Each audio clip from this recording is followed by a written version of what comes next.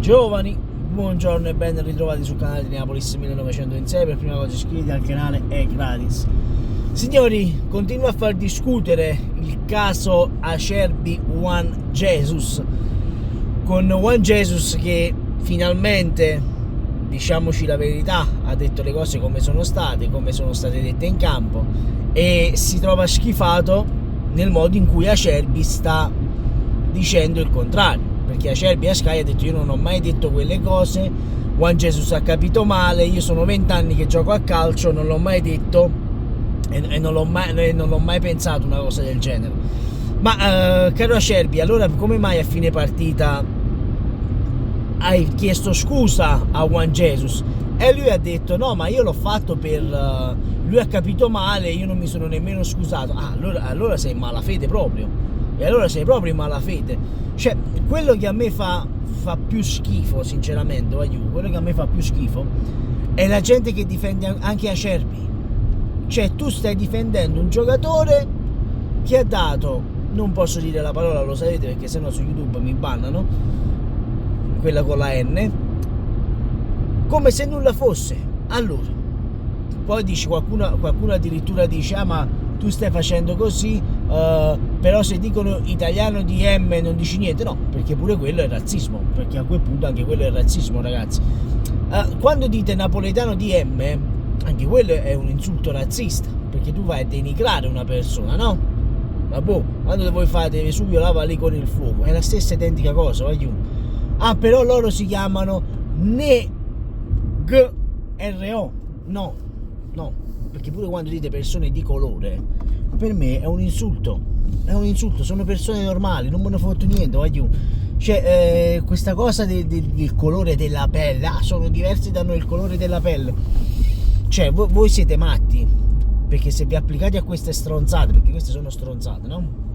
A dire sono razze, la razza, no, ma quale razza? Ma quale razza? Siamo tutti esseri umani, ma noi siamo tutti uguali. Ma quando ve lo metterete in testa, forse il mondo inizierà a migliorare, perché non esiste il rosso, il verde, il giallo, il nero, il marrone, non esiste, siamo tutti uguali, stiamo tutti sotto lo stesso cielo, siamo tutti sotto lo stesso cielo, E io quando sento queste cose, gente che dice: ma che insulto razzista è? Cioè, ragazzi, ma è pesante.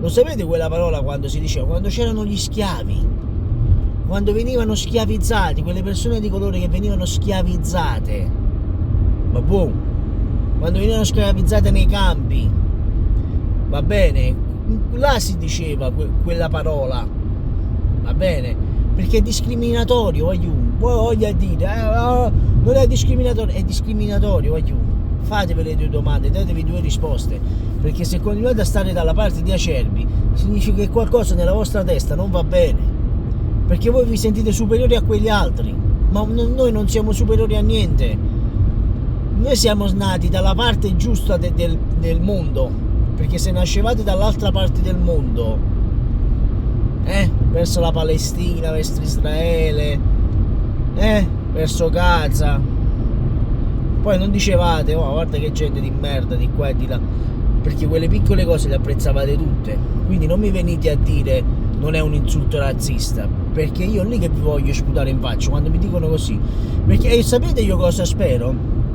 Gente che continua a fare questi ragionamenti a cazzo di cane, perché sono ragionamenti fatti a cazzo di cane. Io spero che vostro figlio o vostra figlia si metta con una persona che voi tanto denigrate. Io l'ho sempre detto. A me a volte me l'hanno fatta la domanda: ma tu tutti questi extracomunitari, se tuo figlio ti porta un extracomunitario a casa? E io gli ho fatto: e qual è il problema? Qual è il problema se mio figlio porta una di colore, una che è gialla, una che è verde, una che è marrone, una che è rosso pomodoro? Sta bene mio figlio? Sì, e allora qual è il problema? Perché io devo stare a preoccuparmi di quello che pensa della gente, quello che la gente pensa di me? Cioè, ragazzi, voi dovete cambiare proprio mentalità, voi vi dovete aprire. Siete nel 2024, ma è come se fossimo ancora nel 1400, perché è così, è così. La razza, io di qua, se mio figlio porta uno di colore in casa, io non gli parlo più. Cioè, ragazzi, voi veramente volete questo? Cioè, ma voi veramente siete così ridicoli?